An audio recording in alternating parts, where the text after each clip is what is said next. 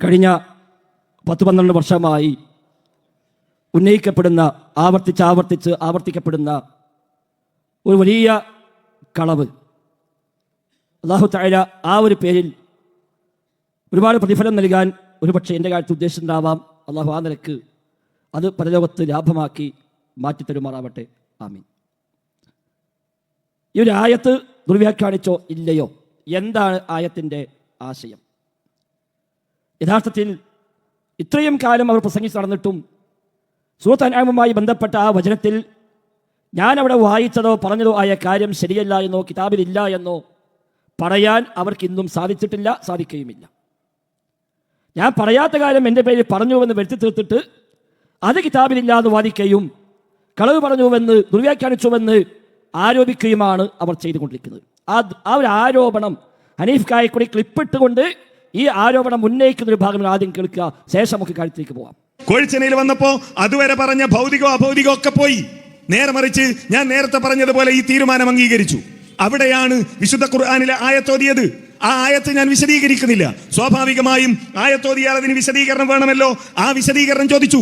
വിശദീകരണം ചോദിച്ചപ്പോ ഏത് സ്വഹാബിയാണ് എന്ന് ചോദിച്ചപ്പോ അതിന് അദ്ദേഹം അവിടെ ഇബ്നു അബ്ബാസ് റളിയല്ലാഹുവിന്റെ പേര് പറഞ്ഞു. ഖുർആനിൽ പച്ച ദുർവ്യാഖ്യാനമാണ് നടത്തിയത്, ഇത് ജൂനിയർ കാന്തപുരമാണ് എന്ന് അവിടെയും പറഞ്ഞു. പിന്നീട് നമ്മൾ കേരളത്തിലെ തെരുവുകളിൽ പറഞ്ഞു. അവസാനം പത്തപ്പിരിയത്ത് ഒരു വാദപ്രതിവാദം നടത്തി. ആ വാദപ്രതിവാദത്തിൽ അദ്ദേഹം പറയുന്നതും അതിനു മുമ്പ് കോഴിച്ചനയിൽ പറഞ്ഞതും നമുക്കൊന്ന് ഒന്നിച്ച് കേട്ടു നോക്കാം. അദ്ദേഹം പറയുന്നത് നിങ്ങളൊന്ന് കേട്ടു നോക്കൂ. കോഴിക്കോട് കടപ്പുറത്ത് ആരംഭിച്ച ആ ഒരു ആരോപണം വസിയത്തു ശിർക്കാണ് എന്ന് ഇബ്നു അബ്ബാസ് പറഞ്ഞത്. ഈ ഫൈസൽ മുസ്ലിയാർ എവിടെയാണ് വന്നത്? നിങ്ങൾ കാണിക്കണം, നിങ്ങൾ പറയണം, എവിടെയാണ് പറഞ്ഞത്? കോഴിച്ച സംവാദത്തിൽ പറഞ്ഞു. എങ്ങനെ സമയം പറയൂ, എത്രാമത്തെ മിനിറ്റിലാണ്? എന്റെ ബഹുമാനനായ ഫൈസൽ മുസ്ലിയാരെ, താങ്കളോട് ഞാൻ ചോദിച്ചത്, താങ്കൾ ഓതിയ ആയത്തിന് ആരാണ് അങ്ങനെ മനസ്സിലാക്കിയത്? ഏത് സഹാബിയാണ് മനസ്സിലാക്കിയത് എന്ന് ചോദിച്ചത്. മനസ്സിലെ റബ്ബനസ്തംത ബഅദുനാ ബിബഅദിൻ എന്ന ആയത്തിനെ അതിൽ വസീലത്ത് ശിർക്ക് എന്ന് ഏത് സഹാബി മനസ്സിലാക്കി? ഏത് താബി മനസ്സിലാക്കി? ഏത് തബഉ താബി മനസ്സിലാക്കി? ഏത് സഹാബി പറഞ്ഞുവെന്നല്ലേ പിടിച്ചോളൂ സുല്ലമി ഇബ്നു അബ്ബാസ് തങ്ങൾ പറയുന്നു. ഏത് സഹാബി പറഞ്ഞുവെന്നല്ലേ പിടിച്ചോളൂ സുല്ലമി ഇബ്നു അബ്ബാസ് തങ്ങൾ പറയുന്നു.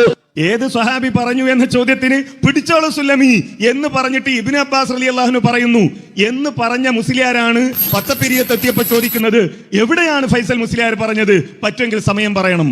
അവിടെ എടുത്ത് വായിച്ചു കൊടുത്തു നമ്മൾ. ഇങ്ങനെ പച്ചക്കള്ളം പറഞ്ഞുകൊണ്ടാണ്. അപ്പൊ ഇതാണ് അവിടെ സ്ഥിരമായ ദുരാരോപണം. വർഷങ്ങളായി ആവർത്തിച്ചുകൊണ്ടിരിക്കുന്നു. ഇബ്നു അബ്ബാസ് എന്തു പറഞ്ഞുവെന്ന് ഞാൻ വായിച്ചിട്ടുണ്ട്, അത് മറച്ചു വെക്കുക. ഇബ്നു അബ്ബാസ് പറയുന്നു, അവിടെ കട്ട് ചെയ്യാം.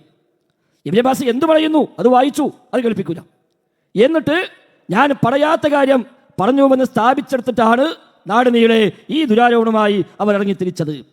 അതിനുവേണ്ടി മാത്രമാണ് പത്തപ്പിയം സംവാദം നടന്നത്. ഒരു സംവാദത്തിൽ ആയത്തോതുകയും ആ ആയത്ത് ദുർവ്യാഖ്യാനിച്ചുവെന്ന് പിന്നീട് വിമർശിക്കുകയും ചെയ്തപ്പോൾ ദുർവ്യാഖ്യാനിച്ചോ ഇല്ലേ എന്ന് തെളിയിക്കാൻ വേണ്ടി മാത്രം മറ്റൊരു സംവാദം നടക്കുക. ഒരു പക്ഷേ ലോക ചരിത്രത്തിൽ ആകെ അങ്ങനത്തെ സംഭവം ഉണ്ടാവില്ല. പറയും ഒരു സംവാദം നടന്നിട്ട് അതിൽ ഉന്നയിച്ച തെളിവ് അത് ദുർവ്യാഖ്യാനിച്ചുവെന്ന് ഉന്നയിക്കുകയും അത് ദുർവ്യാഖ്യാനിച്ചോ ഇല്ലേ എന്ന് തെളിയിക്കാൻ മറ്റൊരു സംവാദം നടക്കുകയും ചെയ്യുക. അതാണ് ഈ വിഷയത്തിൽ സംഭവിച്ചത്. എന്നിട്ട് തെളിയിക്കാൻ പറ്റിയോ? ഇല്ല, തെളിയിക്കാൻ പറ്റിയില്ല എന്ന് മാത്രമല്ല, തിരിച്ച് അവർ ദുർവ്യാഖ്യാനിച്ച ഒരു ഡസനോളം പ്രമാണങ്ങളെ അബ്ദുറഹ്മാൻ സൈഫിയുടെ മുഖത്ത് നോക്കി, ഹനീഫ് കാക്കയുടെ മുഖത്ത് നോക്കി, അനസ് മലിയുടെ മുഖത്ത് നോക്കി, ഹംസബാഖിയുടെ മുഖത്ത് നോക്കി അന്ന് എണ്ണി ആവർത്തിച്ചു പറഞ്ഞിട്ടും എന്തെങ്കിലും മിണ്ടാൻ അന്ന് മുതൽ ഇന്ന് വരെയും അവർക്ക് സാധിച്ചിട്ടില്ല. ഇനി എന്താണ് ഈ ആയത്ത്? സൂറത്ത് അൻആമിലെ 128-ാമത്തെ വചനമാണ്. നാളെ പരലോകത്ത് അല്ലാഹു തആല മനുഷ്യരെയും ജിന്നുകളെയും എല്ലാം ഒരുമിച്ച് കൂട്ടുന്ന രംഗമാണ് ആയത്തിൽ പറയുന്നത്. വയൗമ യഹ്ശുറുഹും ജമീഅ, എല്ലാവരെയും ഒരുമിച്ച് കൂട്ടുന്ന ദിവസം. യാ മഅ്ശറൽ ജിന്നി ഖദ് ഇസ്തക്സർതും മിനൽ ഇൻസി, ജിന്നുകളോട് അല്ലാഹു തആല ചോദിക്കും, ധാരാളം മനുഷ്യന്മാരെ നിങ്ങൾ വഴികേടിലാക്കിയല്ലോ എന്നുള്ള ചോദിക്കും. വഖാല ഔലിയാഉഹും മിനൽ ഇൻസി, അപ്പോൾ ആ ജിന്നുകളെ വലിയുകളായി സ്വീകരിച്ച, ജിന്നുകളെ മിത്രങ്ങളായി സ്വീകരിച്ച ഇൻസുകൾ അവര് പറയും, റബ്ബനസ്തംതഅ ബഅദുനാ ബിബഅദിൻ, റബ്ബേ ഞങ്ങൾ അങ്ങോട്ടും ഇങ്ങോട്ടും ഇസ്തിംതാഇ നടത്തി. മനുഷ്യർ ജിന്നുകളുമായും ജിന്നുകൾ മനുഷ്യന്മാരുമായും ഇസ്തിംതാഇ നടത്തി, പരസ്പരം അനുഭവിച്ചു, പരസ്പരം ഉപയോഗപ്പെടുത്തി. വബലഗ്ന അജലൻ അജൽതലനാ, നീ ഞങ്ങൾ നിശ്ചയിച്ച അവധി അത് ഞങ്ങൾ എത്തുകയും ചെയ്തു. ഖാലന്നാറു മസ്വാകും, അല്ലാഹു തആല പറയും നിങ്ങളുടെ അഭയസ്ഥാനം നരകമാണ്. ഖാലിദീന ഫീഹാ, അതിൽ ശാശ്വതരാണ്. ഇല്ലാ മാ ഷാ അല്ലാഹ്, അല്ലാഹു തആല ഉദ്ദേശിച്ചത് ഒഴികെ. ഇന്ന റബ്ബക ഹകീമുൻ അലീം, അല്ലാഹു എല്ലാം അറിയുന്നവനാണ്, അഗാധജ്ഞാനിയാണ്, സൂക്ഷ്മജ്ഞാനിയാണ്, യുക്തിമാനുമാണ് എന്ന് ആ ആയത്ത് പഠിപ്പിക്കുന്നു. ഇതാണ് വചനം. ഈ ആയത്ത് പരലോകത്ത് അള്ളാഹു തആല വിചാരണ ചെയ്യുന്ന രംഗമാണ് പരാമർശിക്കുന്നത്. മനുഷ്യരും ജിന്നുകളും ഒരുമിച്ച് കൂട്ടപ്പെടുന്നു. ജിന്നുകളോട് ചോദിക്കുന്നു, ഒരുപാട് മനുഷ്യന്മാരെ പഴപ്പിച്ചല്ലോ, ആ വഴികേട് നിമിത്തമായ മനുഷ്യന്മാർ സമ്മതിക്കുന്നു. എന്നിട്ട് പറയുന്നു, റബ്ബേ ഞങ്ങൾ അങ്ങോട്ടും ഇങ്ങോട്ടും ഉപകാരമെടുത്തു. ഇസ്തംതഅ ബഅ്ദുനാ ബിബഅ്ദിൻ, ഞങ്ങൾ പരസ്പരം ഉപകാരമെടുത്തു റബ്ബേ. എല്ലാം കഴിഞ്ഞ് ഇപ്പോൾ നിന്റെ മുമ്പിലെത്തി, പരലോകത്തെത്തി, തെറ്റ് ബോധ്യപ്പെട്ടു. പക്ഷെ അല്ലാഹ് പറയുന്നു, നിങ്ങളുടെ സങ്കേതം നരകമാണ്, ശാശ്വതമാണ് നരകത്തിൽ, ഇല്ലാ മാഷാ അല്ലാഹ്, അള്ളാഹു ഉദ്ദേശിക്കുന്ന ഒഴികെ. ഈ ആയത്തിൽ 2 പ്രയോഗങ്ങൾ പ്രത്യേകം ശ്രദ്ധേയമാണ്. ഒന്ന് ഇസ്തിംതാഇ എന്ന പ്രയോഗം. ഇസ്തംതഅ ബഅ്ദുനാ ബിബഅ്ദിൻ, അങ്ങോട്ടും ഇങ്ങോട്ടും ഉപകാരമെടുക്കുക. ഇപ്പൊ അനുഭവം എന്താണ്? അവിടെ ഇങ്ങോട്ട് ഭൗതികമാണ്, ഇവിടെ അങ്ങോട്ട് ഭൗതികമാണെന്നാണ്. ഈ പ്രയോഗം തന്നെ അത് പൊളിക്കുന്ന കാര്യമാണ്. ഞങ്ങൾ അങ്ങോട്ടും ഇങ്ങോട്ടും ഉപകാരമെടുത്തു എന്നത്. അപ്പൊ അങ്ങോട്ടോ ഭൗതികമാണെങ്കിൽ പിന്നെ അഭൗതികമായ ഉപകാരം ഉണ്ടാകും എന്നാണോ അവരുടെ വാദം? 2 ഇല്ലാ മാഷാ അല്ലാഹ്, അള്ളാഹു ഉദ്ദേശിച്ചത് ഒഴികെ. നരകത്തിലാണ് നിങ്ങൾ, ശാശ്വതരാണ് നിങ്ങൾ എന്ന് പറഞ്ഞിട്ടാണ് ഇല്ലാ മാഷാ അല്ലാഹ്, അള്ളാഹു ഉദ്ദേശിച്ചതൊഴികെ എന്ന് പറയുന്നത്. ഇവിടെ ഈ ഇസ്തിംതാഴ് എന്താണ്? ഇസ്തിംതാഴ് ഇത് വ്യത്യസ്തമായ രീതിയിൽ ഈ ഇസ്തിംതാഴിനെ ഖുർആൻ വ്യാഖ്യാതാക്കൾ വിശദമായി അവിടെ ഗ്രന്ഥങ്ങളിൽ പഠിപ്പിച്ചത് കാണാൻ കഴിയും. ഏതെല്ലാം രൂപത്തിൽ ഇസ്തിംതാ ഉണ്ട് എന്ന് ഇമാം ഖുർത്തുബി, ഇമാം ഇബ്നു കസീർ, അതേപോലെ ഷൗക്കാനി തഫ്സീർ മനാറിൽ, റഷീദുൽ അടക്കമുള്ള, അതേപോലെ ഇബ്നുൽ ജൗസി അടക്കമുള്ള ഒരുപാട് ഖുർആൻ വ്യാഖ്യാതാക്കൾ ഇസ്തിംതാഇന്റെ വ്യത്യസ്തമായ തലങ്ങളെ വിശദീകരിച്ചത് കാണാൻ കഴിയും. തഫ്സീർ ഖുർത്തുബിയിൽ നിന്ന് കോഴിച്ച സംവാദത്തിൽ ഞാൻ വായിച്ച ഭാഗം അതാണ്. ഇസ്തിംതാഴ് പലതുണ്ട്, പലതരം ഇസ്തിംതാ ഉണ്ട് ഇമാം ഖുർത്തുബി പറയുന്നു എന്ന് പറഞ്ഞുകൊണ്ടാണ് ഞാൻ അവിടെ വായിച്ചത്. അല്ലാതെ വസിയത്തു ശിർക്ക് എന്ന വാക്ക് ഖുർത്തുബിയിലുണ്ട് എന്ന് കോഴിച്ചലും പറഞ്ഞിട്ടില്ല, ലോകത്തെ ഇന്നവരെ എവിടെയും പറഞ്ഞിട്ടില്ല. അത് എവിടെയും കാണാത്ത കാലത്തോളം പറയാൻ പറ്റില്ല. നേരെ മറിച്ച് ഇസ്തിംതാഴുകൾ പലതുമുണ്ട്. അത് ഹറാമായതുണ്ട്, ഷിർക്കായതുണ്ട്, കുഫറായതുണ്ട്, ഷിർക്കിലേക്ക് വഴിവെക്കുന്നതുണ്ട്, വസീലയായതുണ്ട്. ഇങ്ങനെ തുടങ്ങി വ്യത്യസ്തമായ ഇസ്തിംതാഴുകൾ ജിന്നും ഇൻസും തമ്മിൽ നടക്കുന്നുണ്ട് എന്ന് ഈ ആയത്ത് വ്യാഖ്യാനിച്ചുകൊണ്ട് ഖുർആൻ വ്യാഖ്യാതാക്കൾ പണ്ഡിതന്മാർ രേഖപ്പെടുത്തി വെച്ചിട്ടുണ്ട്. ഇമാം ഖുർത്തുബി റഹിമഹുല്ലാഹ് അദ്ദേഹത്തിന്റെ തഫ്സീറിൽ അത് വിശദമാക്കിയ ഭാഗം കോഴിച്ച് നമ്മൾ വായിച്ചിട്ടുണ്ട്. പക്ഷെ ആ വായിച്ചു എന്ന് പറയാം, എന്താ അവിടെ വായിച്ചത്? ഖുർത്തുബി എന്തുണ്ടെന്നാ പറഞ്ഞത് അത് കേൾക്കൂല. നേരെ മറിച്ച് ഇമാം ഖുർത്തുബി പറയുന്നു, അത് ക്ലിപ്പാക്കി അവിടെ മുറിക്കുക. ഖുറാഫിയാണ് പോലും ചെയ്യാത്ത പണി. എന്നിട്ട് ഇതാ വസീദ് ഷിർക്കിന് ഖുർത്തുബി എവിടെ കാണിച്ചു തരൂ എന്ന് പറഞ്ഞു കൊണ്ടുവരിക. ഇബ്നു അബ്ബാസ് പറയുന്നു, അവിടെ മുറിക്കുക. ഇബ്നു അബ്ബാസ് എന്ത് പറയുന്നു അതുടനെ പറയുന്നുണ്ട്. ഇബ്നു അബ്ബാസ് എന്ത് പറഞ്ഞു അതാണ് വായിക്കുന്നുണ്ട്, അതാണ് മുറിക്കുക. ഇബ്നു അബ്ബാസ് പറയുന്നു, അതിന് മുറിച്ചിട്ട് കണ്ടോ ഇബ്നു അബ്ബാസ് എവിടെ വസീദ് ഷിർക്ക് പറഞ്ഞു, അവ ഇബ്നു അബ്ബാസിനെ പേര് കളവ് പറഞ്ഞില്ലേ എന്ന് പറഞ്ഞുകൊണ്ട് രംഗത്ത് വരിക. ഇമാം ഖുർത്തുബി കൊടുത്ത ഭാഗം എല്ലാം സ്ക്രീനിൽ കാണാൻ ഒന്നും വായിക്കുന്നില്ല. വ്യത്യസ്തമായ തഫ്സീറുകൾ ഇതുമായി ബന്ധപ്പെട്ട് പറഞ്ഞത് ഫത്ഹുൽ ഖദീറിൽ ഇമാം ഷൗക്കാനി റഹിമഹുല്ലാഹ് ഇതുമായി ബന്ധപ്പെട്ടുള്ള എല്ലാ ചർച്ചകളെയും കൊണ്ടുവന്നുകൊണ്ട് അതിന് ശരിയായ വ്യാഖ്യാനം ഏതാണ്, അല്ലാത്ത ഏതാണ് തുടങ്ങിയ ചർച്ചകളെല്ലാം അവിടെ കൊണ്ടുവരുന്നത് കാണാൻ കഴിയും. ഇസ്തിംതാഇന്റെ വ്യത്യസ്തമായ വകഭേദങ്ങളെ എന്നിട്ട് അതൊക്കെ വിശദീകരിച്ചു. മാത്രമല്ല ഡോക്ടർ ഉസ്മാൻ സാഹിബ് അദ്ദേഹത്തിന്റെ മുഖ്യശത്രു എന്ന പുസ്തകത്തിന് 10 തവണയാണ് ഈ ആയത്ത് കൊണ്ടുവന്നത്. KNM പ്രസിഡന്റായിരുന്ന ഡോക്ടർ ഉസ്മാൻ സാഹിബ് സൽസബീലിൽ എഴുതിയ ലേഖന പരമ്പര ഉമർ മൗലവി അംഗീകരിച്ച, NV അബ്ദുസ്സലാം മൗലവി അംഗീകരിച്ച 1992 പാലക്കാട് മുജാഹിദ് സമ്മേളനത്തിന് സ്പെഷ്യൽ പതിപ്പായി അത് പുറത്തിറക്കി അന്ന് സമ്മേളനത്തിൽ മൊത്തം വിതരണം ചെയ്ത ആ ലേഖനങ്ങളിൽ ഡോക്ടർ ഉസ്മാൻ സാഹിബ് 10 സ്ഥലത്താണ് ഈ ആയത്ത് കൊടുത്തത്. വ്യത്യസ്തമായ ഇസ്തിംതാഉകളെ അദ്ദേഹം വിശദീകരിച്ചു. മാത്രവുമല്ല അവസാനം അബ്ദുറഹ്മാൻ സലഫി അടക്കം പത്തപ്രിയത്വമല്ലാതെയും അദ്ദേഹം സംബന്ധിച്ച കാര്യമാണല്ലോ ഇസ്തിംതാഴ് പലവിധമുണ്ട് എന്നുള്ളത് പറയട്ടെ അവർ തന്നെ. ഇസ്തിംതാഴിൽ ഇസ്തിയാനത്ത് പെടുമോ? ആ ചോദ്യം യഥാർത്ഥത്തിൽ പുതിയ ചോദ്യമാണ്, തർക്കമില്ലാത്തതാണ്. ആ വിഷയത്തിൽ ഇസ്തിംതാഴിൽ ഇസ്തിയാനത്ത് പെടും, ഇസ്തിയാനത്തല്ലാത്തതും പെടും. ഇപ്പൊ സമ്മതിച്ചോ എന്ന് അപ്പൊ കണ്ടോ, അവിടെ പത്തപ്രിയൻ സംവാദത്തിൽ വന്നപ്പോ നമ്മൾ ചോദ്യങ്ങൾ കൊണ്ടുവന്നൊരു റൂട്ടുണ്ടായിരുന്നു. അതുപോലെ ചോദ്യമായിരുന്നു, ഇസ്തിംതാഴിൽ ഇസ്തിയാനത്ത് പെടുമോ? ജിന്നും മനുഷ്യൻ നമ്മൾ ഇസ്തിംതാഴ് ഉപകാരമെടുക്കൽ എന്ന് പറഞ്ഞതിൽ ഇസ്തിആനത്ത് ഇസ്തിംതാഇൽ പെടുമോ? അതേപോലെ പെടും.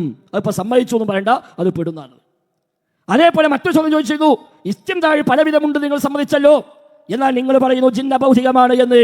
എങ്കിൽ അഭൗതികമായ ജിന്നിനോട് എങ്ങനെ ഇസ്തിംതാഴ് ഉണ്ടാകാൻ പറ്റുന്നല്ലോ? അഭൗതികമായ ജിന്നിനോട് ഒരു ഇസ്തിംതാഴ് ഉണ്ടാകാൻ വകുപ്പില്ലല്ലോ. അത് ഉണ്ടായിക്കഴിഞ്ഞാൽ എന്തായി?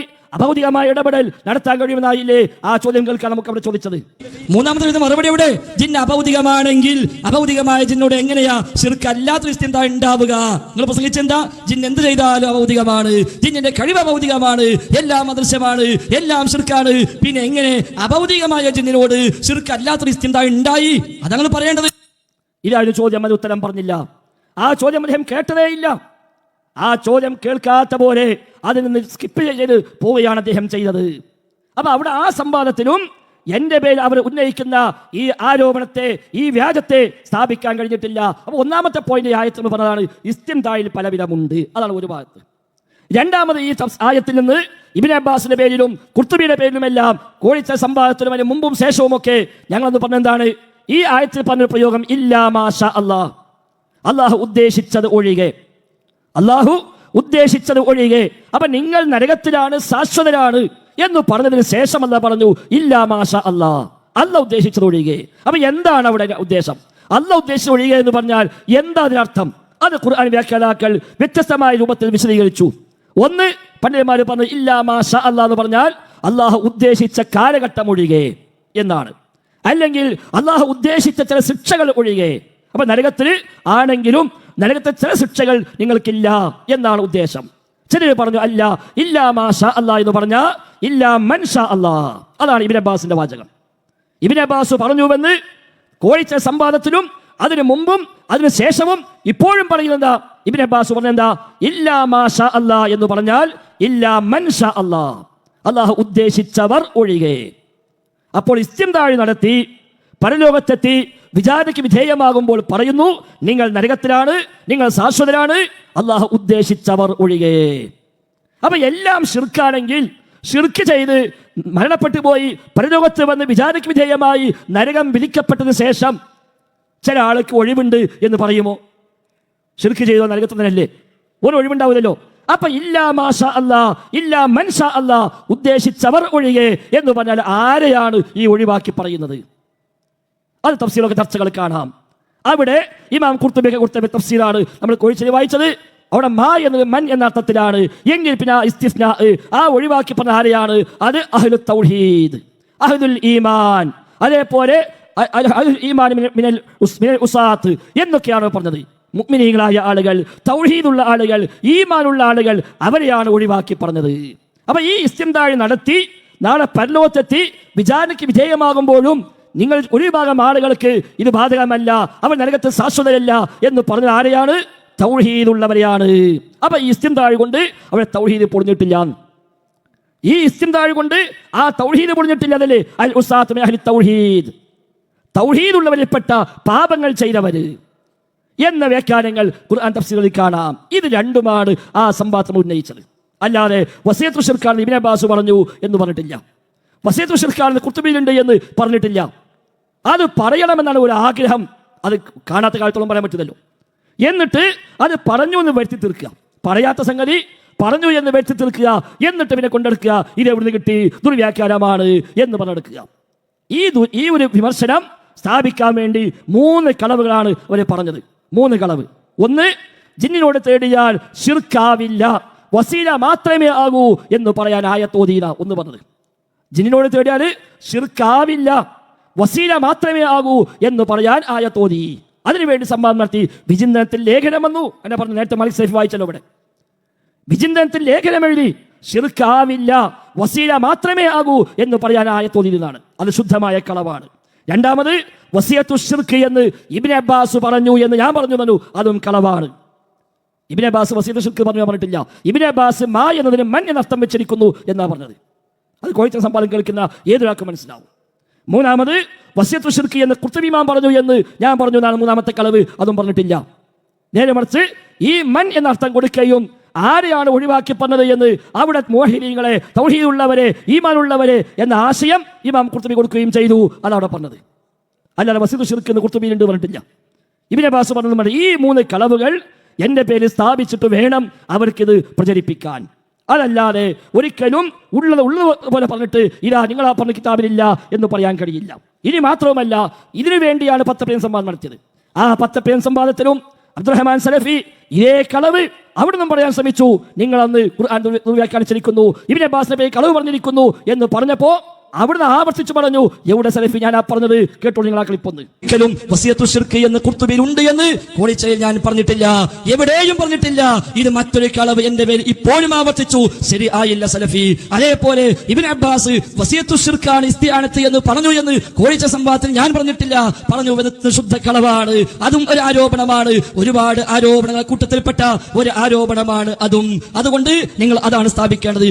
കണ്ടോ, വ്യക്തമായി പത്തപ്രിയം സംവാദത്തിൽ സലഫിയുടെ മൂത്ത് നോക്കി പറഞ്ഞ ഇത് കളവാണ്, ഞാൻ പറയാത്ത എന്റെ പേര് നിങ്ങൾ വെച്ച് കെട്ടുകയാണ് എന്ന് അവിടെ പറഞ്ഞിട്ടുണ്ട്. ഹനീഫയും മനസ്സും അത് സാക്ഷിയാണ്, അവരുണ്ടല്ലോ അവിടെ.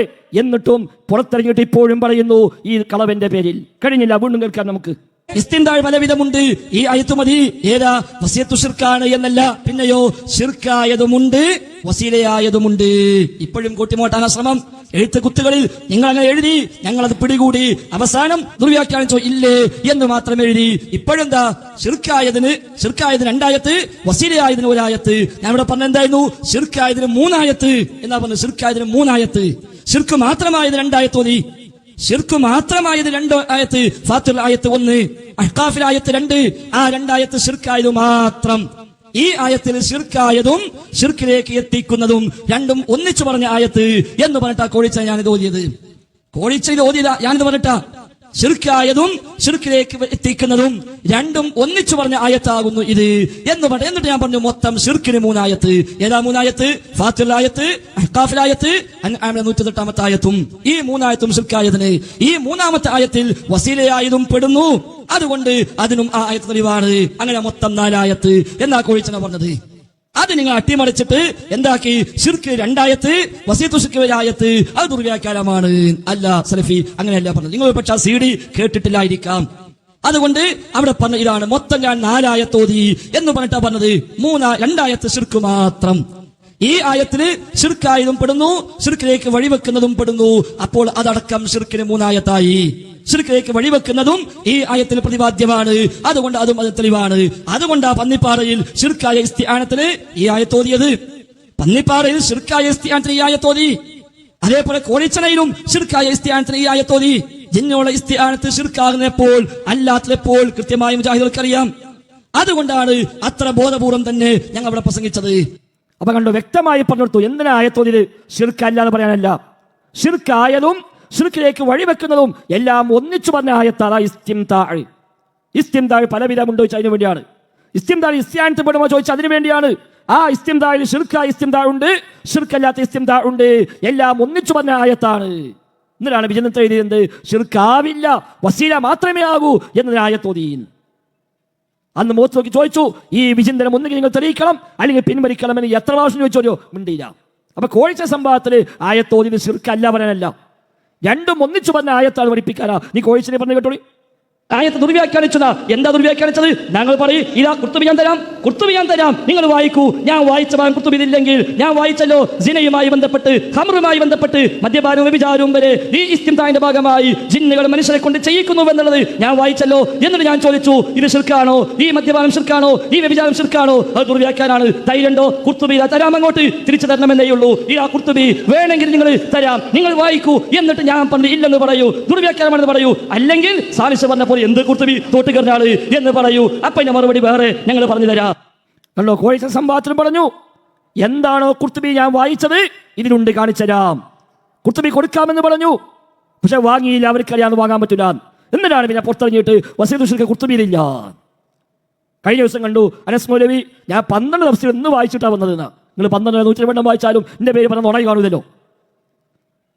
ഏത് തഫ്സീർ വായിച്ചാലും എന്റെ പേരിൽ നിങ്ങൾ പറഞ്ഞ നുണ കാണൂല. പക്ഷേ കുർത്തുബിയിൽ എന്തുണ്ട് എന്നാണോ കോഴിച്ചയെ പറഞ്ഞത്, അതിന് 12 നോക്കണ്ട, കുർത്തുബി മാത്രം നോക്കിയാൽ മതി, അവിടെ കാണും ചെയ്യും. സഹോദരങ്ങളെ, ഇങ്ങനെ ഇല്ലാത്ത കളവ് എൻ്റെ പേരിൽ ആക്ഷേപിക്കുകയാണ്.